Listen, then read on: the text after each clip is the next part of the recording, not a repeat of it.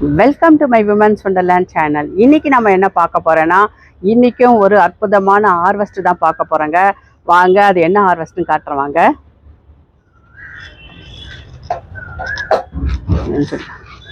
இன்னைக்கு ஹார்வெஸ்ட் மட்டும் இல்லைங்க, நம்ம வந்து சீட்ஸ்லாம் நம்ம மாடி தோட்டத்தில் இருக்க சீட்ஸையே நம்ம எடுக்க போகிறோம், அதையும் பார்க்க போகிறோம் வாங்க. என்ன ஹார்வெஸ்ட்னா பாருங்கள், கொய்யா தான் நம்ம ஹார்வெஸ்ட் பண்ண போகிறோம். ஏற்கனவே 2-3 பழம் விழுந்துடுச்சுங்க. இங்கே பாருங்கள், நல்லா பழுத்து சூப்பராக பழுத்து இருக்குது பாருங்கள். எவ்வளோ சைஸ் கூட ரொம்ப பெரிய பெரிய சைஸாக இருக்குது பாருங்கள். பாருங்கள் எவ்வளோ பெரிய சைஸாக வந்திருக்கு. இது ஃபஸ்ட் டைம் வந்து இதில் ஹார்வெஸ்ட் பண்ணுறோம்.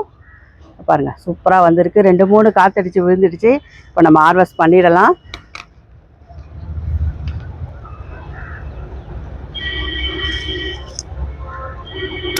இந்த மாதிரி செங்காயாக இருந்து சாப்பிட்டா சூப்பர் டேஸ்ட்டாக இருக்கும். ஆனால் 2-3 பழுத்துடுச்சு. ஐயோ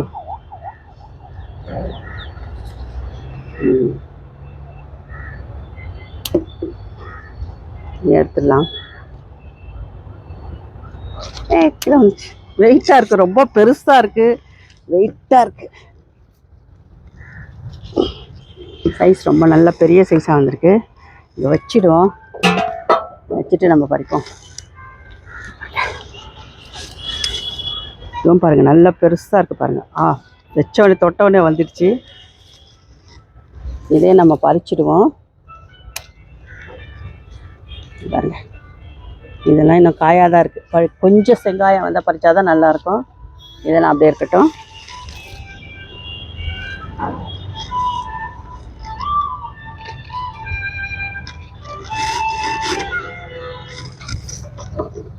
பாருங்கள் 5 காய் கிட்ட வந்திருக்கு. ஆனால் ரொம்ப பெரிய பெரிய சைஸாக வந்திருக்கு. அதனால் ரொம்ப நல்லாயிருக்கும், டேஸ்ட்டும் நல்லாயிருக்கும். இது என்ன கலருன்றதை அப்புறம் நான் கட் பண்ணி காட்டுறேன். இது இப்படியே வச்சிடுவோம்.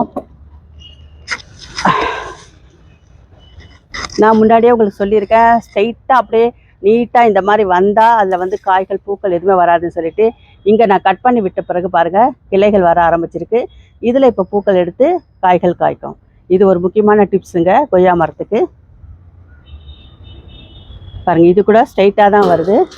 ஸோ லைட்டாக நாம் இப்படி கட் பண்ணி நுனியை கட் பண்ணிட்டிங்களா, இங்கேருந்து 2 கிளைகள் வர ஆரம்பிக்கும்.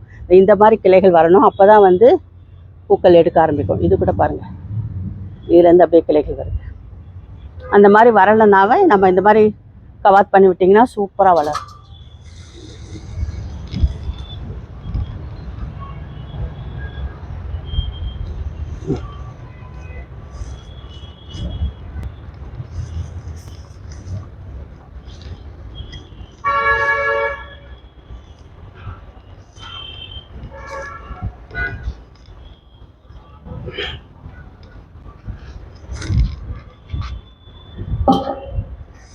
இங்கே பாருங்கள் செடி அவரை 3 விதைகள் போட்டால் நான் சொல்லியிருப்பேன் ஏற்கனவே, சூப்பராக வந்தது. இப்போ விதைக்காக நான் எல்லாமே விட்டுட்டேங்க.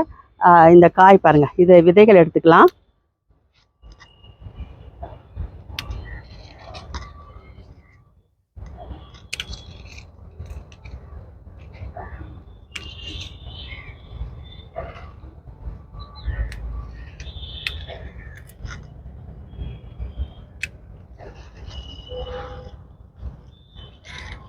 இதை வந்து நம்ம ஆடி மாதத்தில் போடுறதுக்காக விதைகள் எடுத்து நம்ம எடுத்து வச்சுக்கலாம்.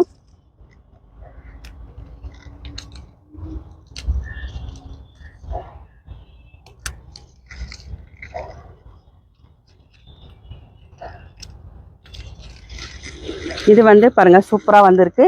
இது ஒன்றுத்துலேயே 3 விதைகள் இருக்கும். கிட்டத்தட்ட ஒரு 10 இது அவரைக்காய் இருக்குது.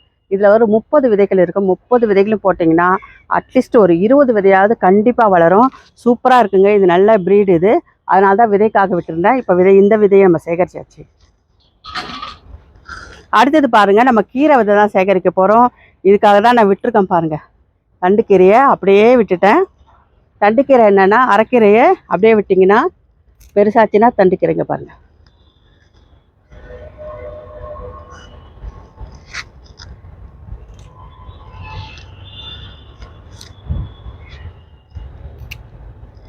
இதை அப்படியே நம்ம என்ன பண்ண போகிறோம், ஒரு பேப்பரில் சுற்றி நீங்கள் காய வைக்கணுங்க. அப்போ தான், இல்லைன்னா வெறும் இதில் விட்டிங்கன்னா காற்றுல பறந்து விதைகள் பல இடத்துல பரவிடும். இதை அப்படியே நம்ம பேப்பரில் சுற்றி காய வச்சு அப்புறமா எடுக்கணும். விதைகள் எப்படி எடுக்குதுன்றதையும் காட்டுறேன்.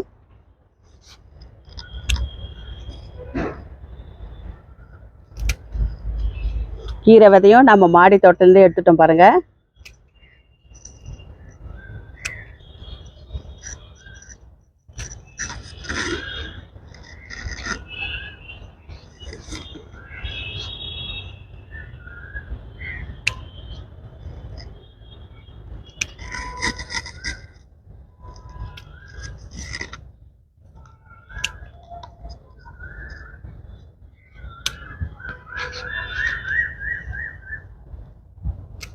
ஒரே ஒரு செடி விதைக்காக விட்டோம். இதில் நம்ம லட்சக்கணக்கான விதைகள் எடுக்கலாம். இந்த விதையும் எடுத்தாச்சு.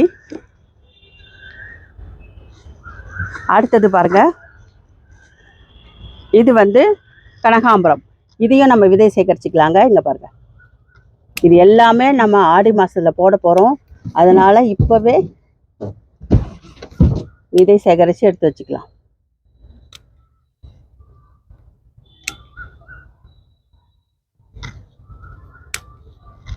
இதையும் நல்லா காய வச்சு நம்ம எடுத்து வச்சிங்கன்னா சூப்பராக விதை போட்டோன்னே சூப்பராக வரும் கனகாம்பரம் செடி.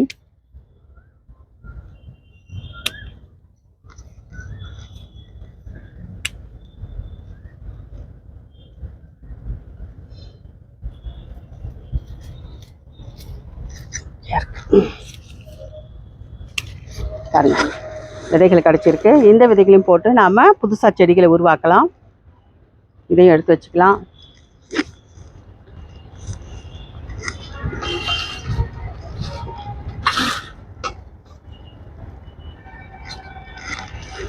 அடுத்ததாக நம்ம என்ன விதையை சேகரிக்க போகிறீங்கன்னா, இங்கே பாருங்கள்,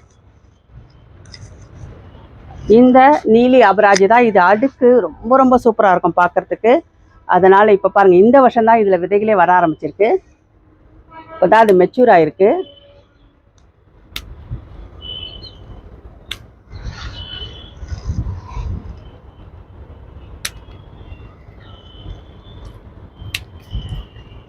இந்த விதையை நிறைய பேர் கேட்டிருக்காங்க. ஏன்னா அடுக்குன்றதாவது ரொம்ப அழகாக இருக்கும் பூத்த உடனே. அதனால் சில பேர் கொடுக்கலான்னு இருக்கேன். ரிலேஷனுக்கு மட்டும் கொடுக்கலான்னு இருக்கேங்க.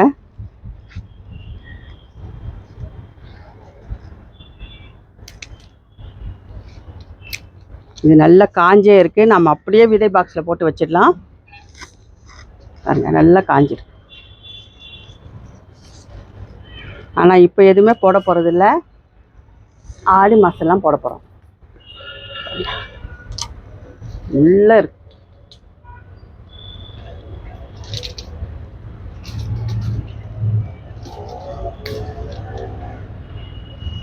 இப்படி தான் நம்ம விதைகளை சேகரிக்கணுங்க.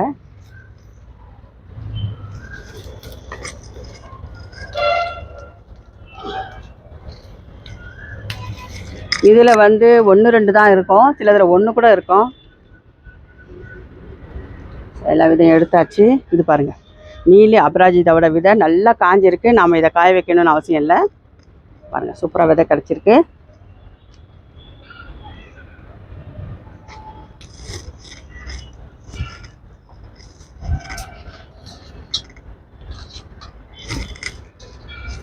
இங்கே பாருங்கள், நம்மளோட கீரை விதை இன்னும் கூட இருக்குது. நான் அப்புறம் எடுக்கலான்னு இருக்கேன். கீரை விதை எடுத்திருக்கோம், அவரைக்காய் விதை எடுத்திருக்கோம். இது வந்து சங்குப்பூ, அடுக்கு சங்குப்பூ. இது வந்து கனகாம்பரம். இந்த விதையும் எடுத்து நாம் எல்லாத்தையும் க்ளீன் பண்ணி எடுத்து வச்சுட்டு ஆடி மாதம் பிறந்த உடனே போட்டிங்கன்னா சூப்பராக வளரும். அதுக்கப்புறம் ஒரு சின்ன ஹார்வெஸ்ட் மட்டும் பண்ணிக்கலாம் வாங்க. ஏற்கனவே நம்ம கொய்யா ஹார்வெஸ்ட் பண்ணியாச்சு. இப்போ சின்ன ஹார்வெஸ்ட் பண்ணிக்கலாம் வாங்க. என்னென்னா,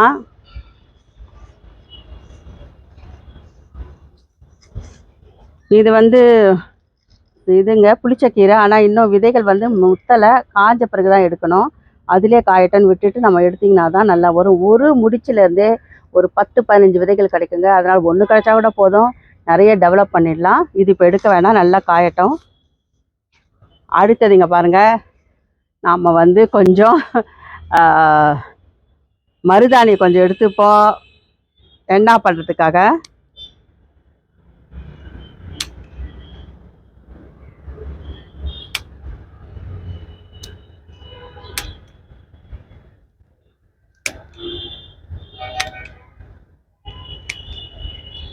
கிரே ஹேருக்கு போடுறதுக்காக தான் எடுக்கிறேன்.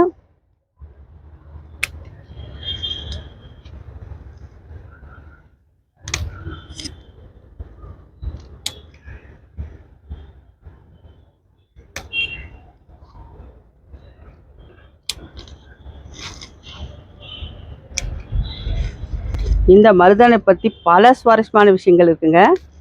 நான் சொன்னேன்ல, கிளியோபாட்ரா, பேரழகி கிளியோபாட்ரா டேட்டு மாதிரி இந்த மருதாணியை வச்சு தான் அவங்க டேட்டு மாதிரி பாடி ஃபுல்லாக போட்டு தன்னை அழகுபடுத்திட்டாங்கன்னு ஏற்கனவே சொல்லியிருக்கேன்.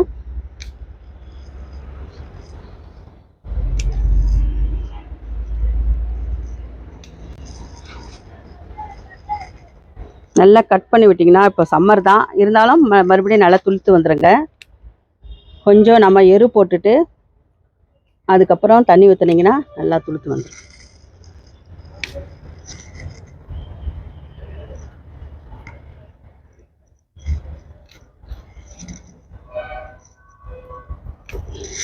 பாருங்க, இந்த அளவுக்கு இருக்குது. இது போதும் நமக்கு. அரைச்சிங்கன்னா கொஞ்சம் அவுரி போட்டு அரைச்சிங்கன்னா சூப்பராக இருக்கும். அவுரி செடியும் நான் பிளான்ட்டை தேடிட்டு இருக்கேங்க. கிடச்சதுன்னா நம்ம நேச்சுரலாக எப்போவுமே நம்ம ஹென்னா போடுறதுக்கு பவுடர்லாம் வாங்கி ஆர்கானிக்காக பவுடர் வாங்கினா கூட அந்தளவு எஃபெக்ட் இல்லைங்க. இந்த மாதிரி இயற்கையாக கிடைக்கிற நம்ம மாடி தோட்டம் வச்சுருக்க மருதாணியை பறித்து தலையில் தடும்போது சூப்பராக எஃபெக்ட் நல்லாயிருக்கு. அவுரியும் நம்ம செடி வந்து இந்த வாட்டி தேடி பார்த்துருக்கேன், கேட்டிருக்கேன். வந்தவுடனே வாங்கி நம்ம மாடி தோட்டத்தில் வச்சிடலாம். ஸோ ஹென்னா போடுறதுக்கு ரொம்ப ரொம்ப யூஸ்ஃபுல்லாக இருக்கும். ஓகே, வா, அதுதான்.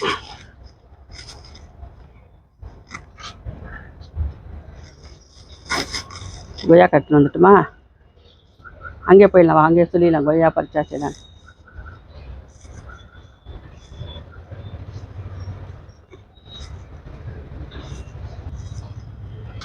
இந்த தேவையான விதைகள் சேகரிச்சாச்சுங்க. இது தனித்தனியாக போட்டு நம்ம எடுத்து வச்சிடணும். இந்த கீரை விதையை மட்டும் எப்போவுமே ஒரு பேக்லேயோ இல்லை ஒரு பேப்பர்லேயோ சுற்றி நீங்கள் வச்சு காய வச்சுட்டு அதுக்கப்புறம் தான் இது விதைகள் எடுக்கணுங்க. இல்லைன்னா காற்றுல பறந்து தனியாக தட்டிலலாம் போட்டு காய வச்சிங்கன்னா காற்றுல பறந்து போயிடும். அப்புறம் ஒரு விதை கூட கிடைக்காது.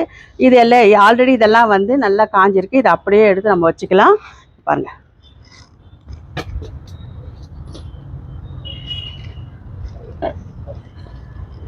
இன்றைக்கி நமக்கு ஒரு 5 கொய்யா பெரிய பெரிய சைஸில் கிடச்சிருக்கு பாருங்கள். இது வந்து கட் பண்ணி பார்த்தா தெரியும் என்ன சைஸுன்னு. கத்தி எடுத்துன்னு வரல இன்றைக்கும். ஒன்றே ஒன்று கட் பண்ணி காட்டுமா?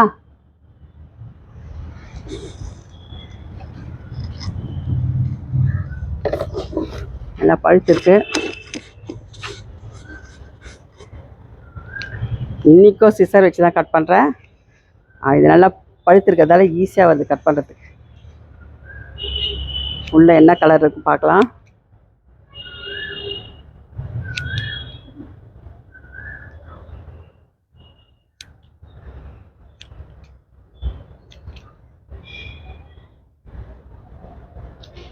நல்ல பிங்க் கலராக இருக்குங்க. சூப்பராக இருக்குது. சாப்பிட்டிங்கன்னா செம்மையாக இருக்கும். பாருங்கள், நல்ல ஒரு பெரிய சைஸாகவும் நமக்கு கிடச்சிருக்கு. இந்த மாதிரி ஃபேட்டி ஃப்ரூட் வரத்துக்கு ஒரு இம்பார்ட்டண்டான ஒரு லிக்விட் ஃபெர்டிலைசர் கொடுத்தாங்க. அது என்னன்றதை பற்றி இன்னொரு வீடியோவில் சொல்கிறேன். ஓகே, இந்த வீடியோ உங்களுக்கு பிடிச்சிருந்தா லைக் பண்ணுங்கள், ஷேர் பண்ணுங்கள், சப்ஸ்கிரைப் கூட பண்ணுங்கள். மறக்காமல் பெல் ஐக்கானை கிளிக் பண்ணுங்கள். ஓகே, பாய்.